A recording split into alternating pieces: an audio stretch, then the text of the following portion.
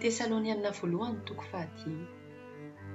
Momba ny andro sy ny fotoana hitrangana izany ry havana, dia tsy ilaina ny anoratako aminareo, satria fantatrareo tsara fa ny andron'ny tompo dia ho avy tampoka, toy ny hiavian'ny mpangalatra amin'ny alina.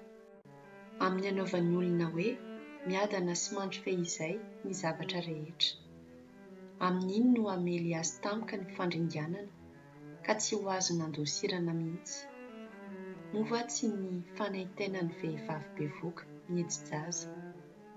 Fa ianareo ry havana, tsy mba ho amin'ny maizina, ka tsy mba hanaboka anareo toy ny mpangalatra izany andro izany. Satria ianareo rehetra dia any mazava sy any andro, tsy mba any alina isika na any maizina.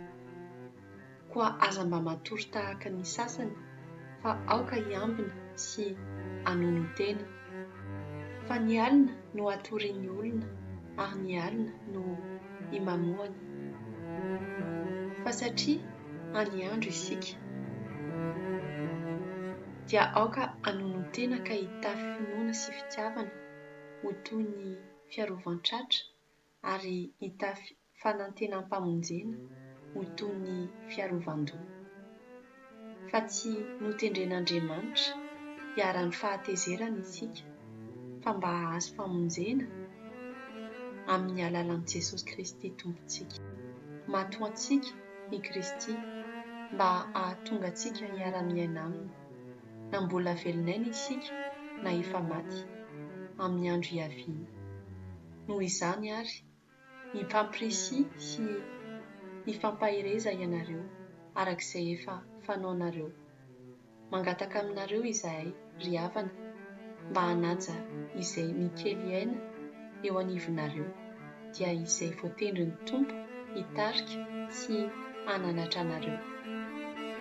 Fankatoavana be dia be momba ny fitiavana no asehoy azy ireo, no ny asa tontolo saina. Mihavana tsara ianareo samy ianareo. Miangavy anareo izahay ry havana, hanaro ny kamo, hampahirezo ny katahotra, hampio ny osa, ary aoka haharo-po amin'ny olona rehetra. Tandremo mba tsy hisy hamaly ratsy ny ratsy, fa miezah mandrakariva, hifanasoa ary hanasoa ny olona rehetra. Mifalia mandrakariva, mivavaha lalandava, misaora an'Andriamanitra amin'ny zavatra rehetra.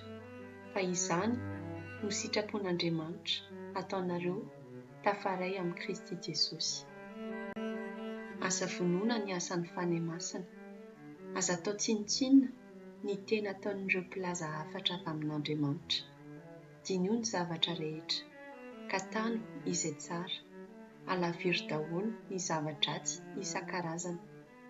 Ilay Andriamanitra no hoaran'ny fiadanana anie hahatonga anareo ho voatokana tanteraka ho azy, ka harovany avokoa anie ny fanahinareo sy ny ainareo ary ny tenanareo, mba tsy hanatsiny amin'ny andro hiavian'i Jesosy Kristy Tompontsika. Mitana ny tokony omena Andriamanitra izay miantso anareo, ka ho efainy izany. Ry havana, mivavaha koa anay, ataovy veloma amin'ny fanoroham-pihavanana daholo ny havana rehetra iray finoana. Iangaviako indrindra amin'ny anaran'ny Tompo ianareo, mba vakio amin'ny havana rehetra iray finoana ity taratasy ity.